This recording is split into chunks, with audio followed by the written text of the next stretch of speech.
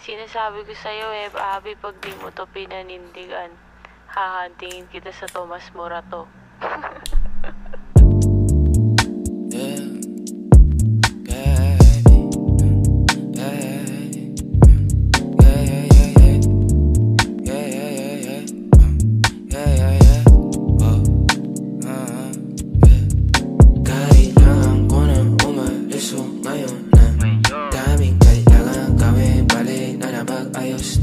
Medyo nakadami din ako na bahagya. Ayos sa baga dati nakasama mo ka mo, kamusta? Yeah, kamo halos na tagalan din ako alas 2 na nahihilo na ako tapos sabog pa. Baging sayo ako tapos sabog ka din. Pero sa ngayon ako sa akin ka lang ako sa kanya, tsaka sa kanya, tsaka sa'yo. Ano ka ba naman? Di ako madamo, di ka mawawalan. Baby, di magiging sa'yo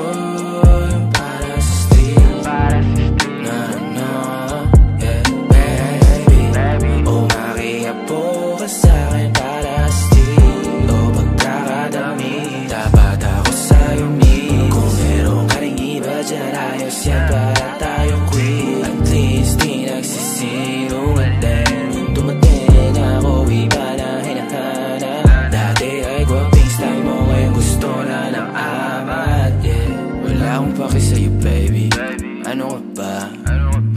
I was just feeling low lately. Ganun talaga. Nalasing ka rin naman, wag kahit just seratan mo, kabisado kita. Yeah, uluhan ang kapaa.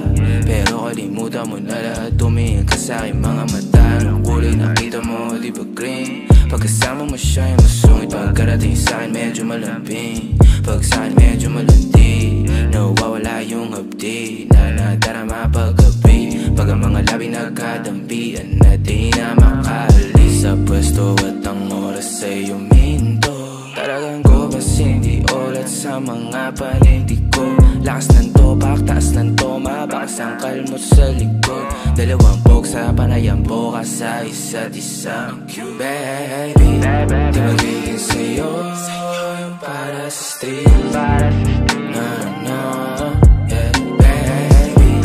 Umakihapo ka sa'kin para sa street. O pagkakadami, dapat ako sa'yo meet. Kung meron ka rin iba dyan, ayos yan para tayo queen. At least di nagsisinungaling. Dumating ako, iba na hinahanap. Dati ay gwaping style mo, ngayon gusto na ng amat. Yeah, baby, wag akong iba na lang. Sadyang mapaglaro akong nalalay at mapanilang. Iwasan mo ako ngayon kung ayaw mong mapabilang sa mga babaeng na biktima dahil sa micro.